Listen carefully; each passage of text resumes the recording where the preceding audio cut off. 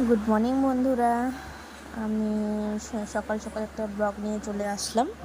তো আজকে আমার পাপন সোনার জন্মদিন ছিল।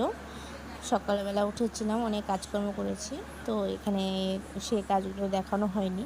তো এখন পাপন সোনা দেখছো ব্রাশ ঘুম থেকে উঠে ব্রাশ ট্রাশ করে নিয়েছে, এখন পড়তে হোমওয়ার্ক করতে বসেছে। তো ওকে হোমওয়ার্কটা দিয়ে আমি রান্না করতে চলে আসলাম। তো এখানটায় দেখো ওর জন্য অনেক কিছু রান্না করছি। পাঁচ রকমের ভাজা বানিয়েছি। তারপর তোমার ডাল করেছি, মাংস করেছি, মাছ করেছি, তারপর ফ্রাইড রাইস করেছি, চাটনি করেছি, চাটনি করেছি, তারপর পায়েস করেছি। তো এইসবই করেছিলাম। তারপরে রান্না করে মন্দিরে গিয়েছিলাম। মন্দিরে যেতে যেতে দেরি হয়ে গিয়েছে। তো